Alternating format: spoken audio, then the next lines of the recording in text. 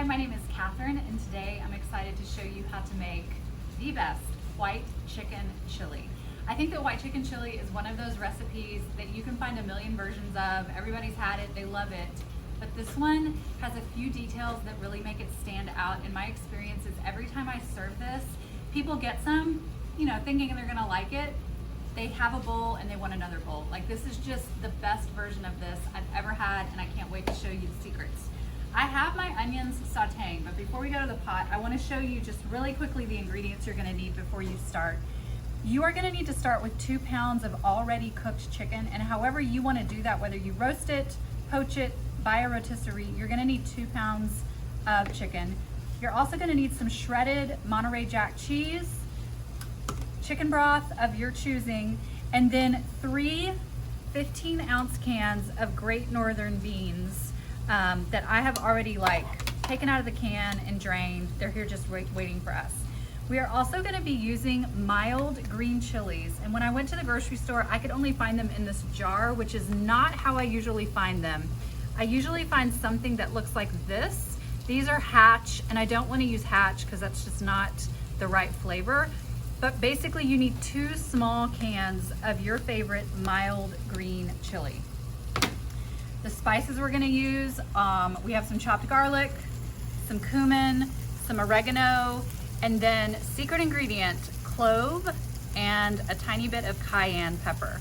So over here in the pot, I have my onion sauteing in some olive oil. And what I want you to make sure and see is that when we saute onion, we really want to cook all of the raw out of it and get it to the point where it is soft and just beginning to take on color.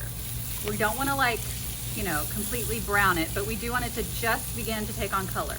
This is the point where we are going to add our garlic, and then we're going to add our chilies just straight from the can. Don't worry about trying to drain them or anything. And all of our dry spices.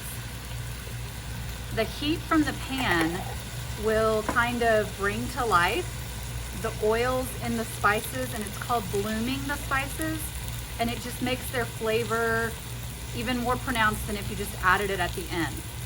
I want to say that yes, this has a little bit of cayenne in it, but not enough to make this spicy. My kids eat this without a problem. If you really wanted to up the heat factor on this, you could add more cayenne.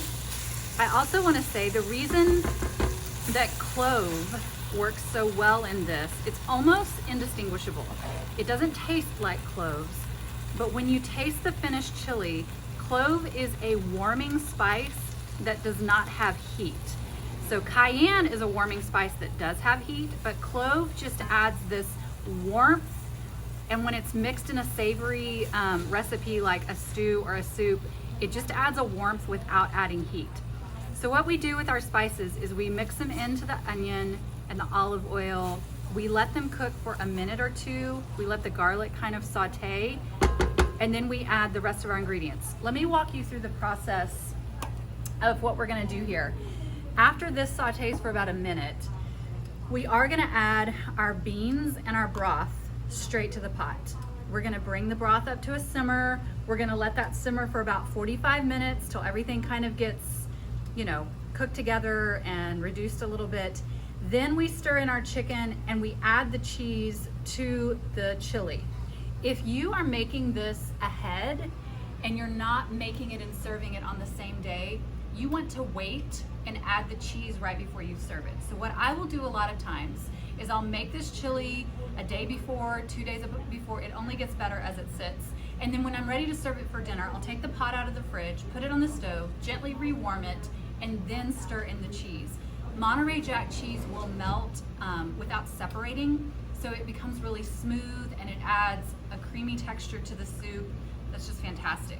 If you don't want dairy to be a part of this chili, you can leave the cheese out and you will have a gluten-free and dairy-free chili. You get to decide. Okay, I think our spices are fully bloomed. They smell amazing. The rawness has cooked out of the garlic. So at this point, just gonna add my beans. I'm gonna stir them around into the chili onion mixture.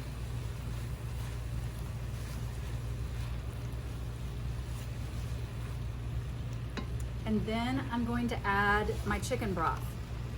As far as seasoning goes for this chili, there was a teaspoon of salt that was added to the onions, and then I do not add any more salt to this for two reasons. Number one, totally depends on what kind of chicken broth you're using, and number two, Monterey Jack cheese has a little bit of a salty flavor, so what I like to do is wait till the end, give it a taste, and see if it needs any more salt. It probably will, but I like to kind of wait till the end on this one. So we kind of laid a foundation of seasoning when we added the salt to our onions, and then we're gonna wait to the end to see how it all works together before we decide if it needs more.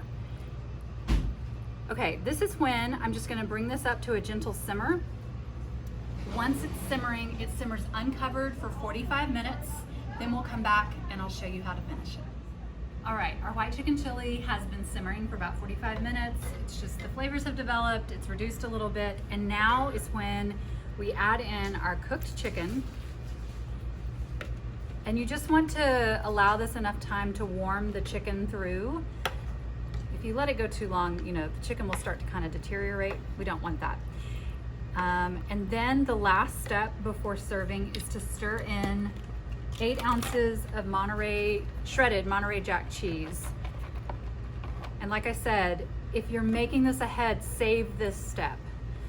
But you're just gonna stir it, and the residual heat will melt the cheese, and it adds kind of a thickness and a richness to it, obviously. And when it's melted, then you're good to go to serve it.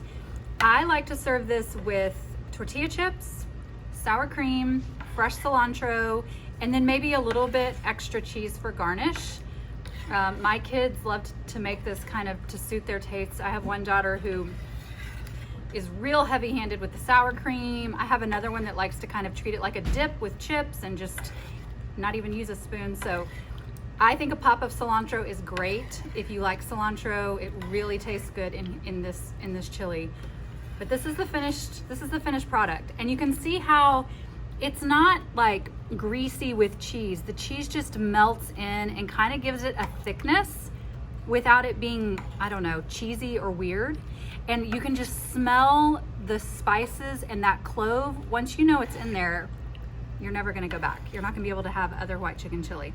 So this is it. This is one of my family's favorite fall staple dinners. I hope you make it. It's easy, it's delicious, it freezes beautifully. And again, you can make it dairy-free by leaving the cheese out. Hope you enjoy white chicken chili.